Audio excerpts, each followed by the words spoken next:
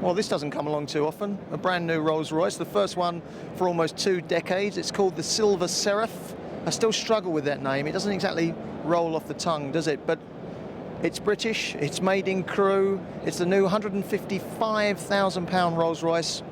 Under the engine, of course, is something about as un-British as you can get. It's the new BMW V12 5.4 litre engine that powers this car. There are other BMW components on it as well, so not only are BMW pitching to buy Rolls-Royce, they're actually managing to get engines, gearboxes, air conditioning systems, etc. onto the cars before they even buy the company. What they'll do when they eventually buy it, God only knows, but that's another story.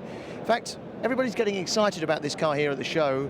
I was one of the lucky few who managed to blag their way into the factory up at Crewe even before the Geneva show. I think we might have some footage of that.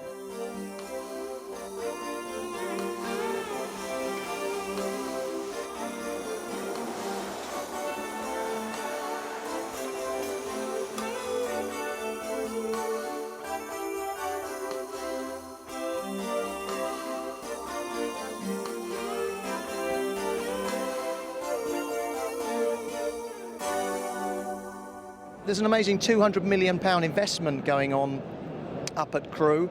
And when you consider that the company is reportedly up for sale, or an offer has been made by BMW for £250 million, 200 million spent on investment, all that investment and work gone into this new model, the real estate, probably the world's most loyal workforce, and that's all up for grabs for 250 million, allegedly.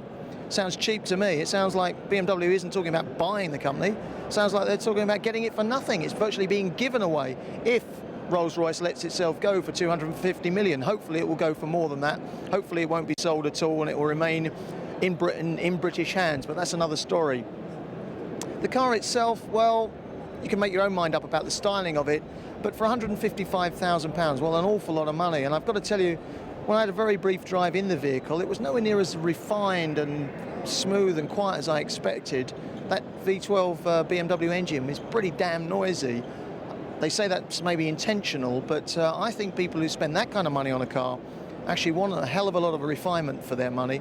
And I found myself wishing at some point that I was with it in a Jaguar saloon rather than a Rolls-Royce. A Jaguar saloon which costs, well, about £100,000 less or even more than that.